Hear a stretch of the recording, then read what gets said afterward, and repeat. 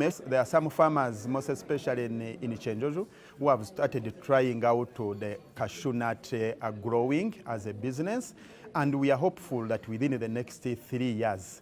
we will no longer be importing in cashew nut raw material from Tanzania. We are very much aware that most of the processors within the region are importing raw materials from Tanzania, and we strongly believe that with the huge volumes that are coming within our country day by day, the story is going to change, or that those supplies are cut off and most of our farmers will be able to increase on their household revenue. All right, food processing, and he mentioned something about the challenge of most of these raw materials that are being sourced out of the country. For example, almond nuts. I believe some of us, or those who have got a chance to test on the almond nuts, they are health-wise okay, health-wise advised, but the almond nuts are very difficult to find on the market, and in most cases they are very expensive. If I'm to look at, for example, Samson Newman's almond nuts, the small pack, which is around 90 grams, would go for around 8,000 or 7,000. Then you will find out that the bigger pack, or 180 grams, may be going up to around 20,000 or 18,000, which shows you that they're actually very expensive. Why is it so? Is because they say these almond nuts are very expensive in terms of export. Now, he has actually highlighted that the almond nuts are definitely exported from Canada. Canada is the only leading supplier of the almond nuts, and that is where most of these situations do come through. So probably, preferably, when you look at the situation of almond nuts and this stuff and all that, when you go into the market space and you're having most of these raw materials outsourced from the international markets with their taxes, so if the supply chains are cut short the other side, then you will find out most of these particular products are not in the country. Some people are actually having claims about, I've seen people who are actually used to take more of the Minute Maid berry, and when I got into a discussion with one of the key producers from the Minute Maid side, they actually revealed that because they get the berries from South Africa, and the supply had decreased, then they had to cut short, or they had to stop manufacturing the processed juice from berry blast. So it is the same situation with almond nuts. Now, on a good note though, for the cashew nuts, I think also the roasted cashew nuts are very sweet snacks if you got a chance to actually test them, but also expensive.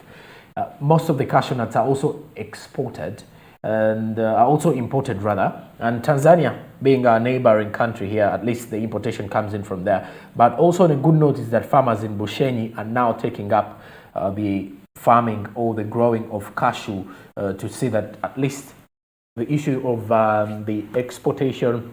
or the extra charges in terms of revenue and taxes can be mitigated, and that is where we are having a situation of that nature, of that narrative. So probably if we continue to look at things differently, or if at all we continue to find ways of making life easier for the producers or for these particular industries, so that in terms of food processing, that an industry can easily go from, let's say, one which is in Nansana, or an industry which is actually situated in Namamve, and they have suppliers who are in Uganda, maybe Gulu, Jinja, Bushenyi, Fort Portal, Mbarara, Masaka, all those regions.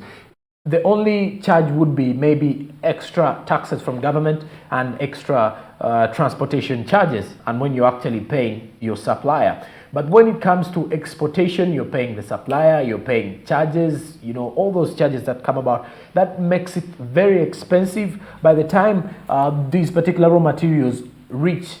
the industry. All those charges are added onto it, and that's why you will find a small pack of cashew nuts or almond nuts are going for as high as 8,000 or 10,000. And some people are actually saying they are very expensive. That is because these particular raw materials are outsourced, not like the local Irish potatoes that are definitely good from our farms here or our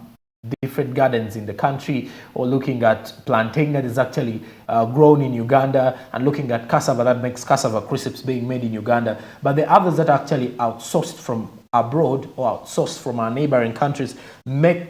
them very expensive, or make the processed product very expensive, because to add value onto it, it becomes very expensive. And the importance of value addition to the farmer is that their work gets recognized. You as a farmer, when you're growing, because when Uganda is actually looking at commercialization of agriculture, you as a farmer, if your sweat is actually being recognized, someone adds value to your agricultural produce. For example, you're growing plantain or you're growing Irish potatoes, and then you said you actually sell them off to an industry. The more